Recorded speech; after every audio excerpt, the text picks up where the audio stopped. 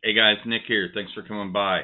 Wanted to give everybody an update on some surgery that I had about 8 weeks ago and kind of let you know how the healing process is going and some updates on some doctor's appointments that I've had as a result. Um, about 8 weeks ago, I broke the tibial plateau in my left leg. For those of you that don't know, and I'm guessing most of you probably don't, the tibial plateau is that bone right below, at the very top of your shin, right below your knee. So it's kind of that area where your shin kind of flattens out, your knee goes on top of it. Well, I broke that pretty much right down the middle. So that required a steel plate and about 8 screws to be put into my left leg. I would show you the scar, but I'm not that flexible. It's about yay long. Um, Took about 16 staples, give or take, to close that up. So I've been on crutches and in a wheelchair for the last several weeks. Um, from a personal standpoint, it has sucked because I'm a I try to be as active as I can, so I haven't been able. Obviously, I haven't been going out, as much as I would like. It's more difficult to maintain a normal schedule with everything else that I have going on. Plus, I get irritable when I'm stagnant, and the whole process just really put me in a pretty bad mood. To be honest, it really, really threw me for a loop. And there's been a couple of weeks where I was going nuts. I was driving carry nuts. I didn't know, like, I had all this stuff bottled up, but I just didn't know what to do about it. So I went to the orthopedic surgeon this past Thursday. So I'm recording this on a Saturday. So that would be 2 days ago. And I got clearance to go without crutches finally. The crappy thing about that is that I've still got a lot of atrophy in my left calf, but my knee's not as strong. It's still healing quite a bit. It's only at about 80%, give or take. But with all of the metal and stuff that's in there, that's permanently in there now, my knee's a bit swollen. So I've actually ordered a cane. So I'm going to be 40 years old, walking around on a cane for the foreseeable future. I'm okay with that. I didn't get one of those metal canes that has, like the four little legs on it. No, I got one that's kind of cool, so I'm actually kind of oddly excited about that. I've been looking up like little cane tricks and things like that I can do. So in the process of doing that, as many of you know, I was in a car accident. So that's how I had broken my leg. So I've also had to go see a couple of neurologists. The neurosurgeon that I saw a week and a half ago that had the scar over my forehead, I got cleared.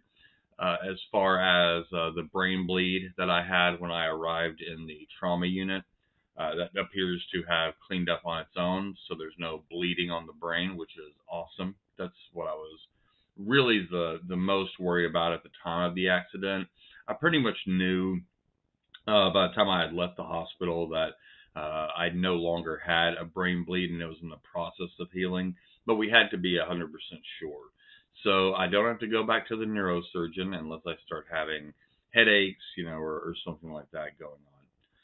Orthopedics, I will go back in 6 weeks to do one more set of x-rays just to make sure that everything's still healing properly. And I actually see a neurologist next week.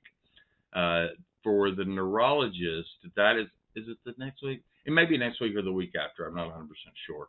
But what's going to happen there is they're most likely going to do another MRI on me just to make sure that I haven't developed any late onset seizure disorders or anything like that. I've never suffered from seizures before, to my knowledge, but it's one of those just precautionary things that needs to be done.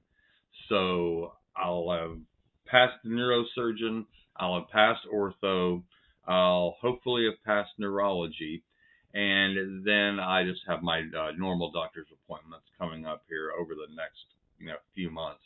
So as far as what my scores were like when I was actually in the hospital, now keep in mind this was about 8 weeks ago. My blood pressure was incredibly low. My blood pressure usually runs pretty low anyway. It's usually about 105 over 68, 105 over 70, give or take. When I was in the hospital, it was in the low to mid 90s. So we'll say 93 over 60.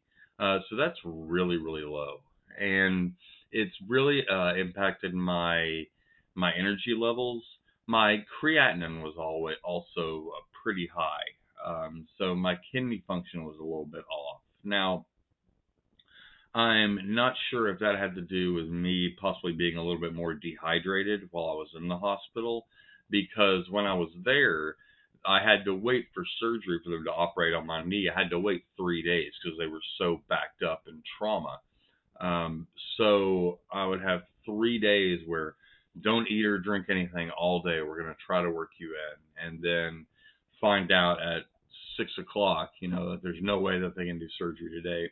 I could eat late, but everything had to stop by 10 o'clock that night. And then I'd have to wait, the entire almost 24 hours again. So I'm sure that had some impact on just my general hydration.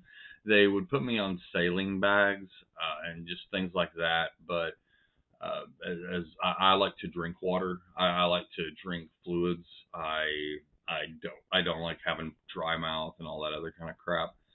So, but that's just kind of a general update on what happened with on how my knee is doing, how my knee is healing up. I'm pretty happy with it. I'm having to become okay with the fact that my one more part of my body is going to hurt pretty much on a regular basis. I was lucky in the sense that I haven't torn any tendons or ligaments in that left knee, and so I didn't have to have any kind of that kind of repair.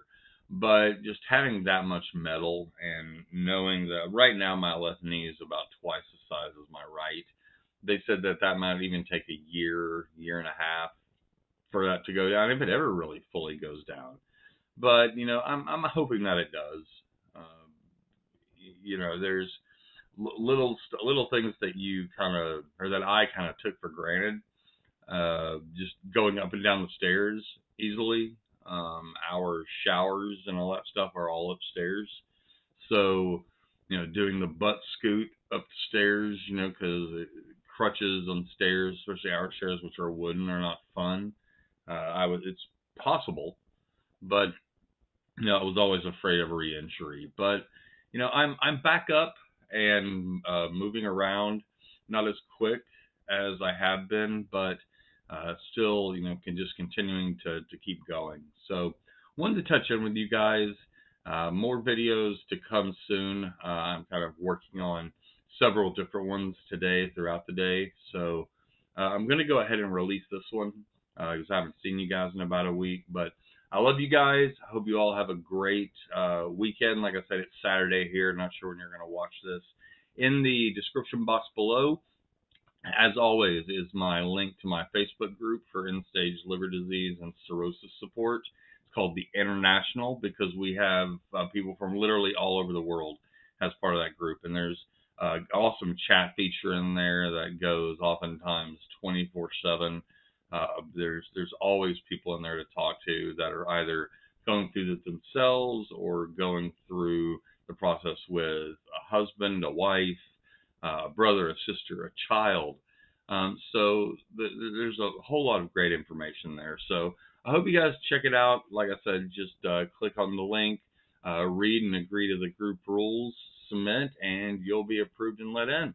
It is a private group, so the only people that will be able to see your name are people that are also in the private group.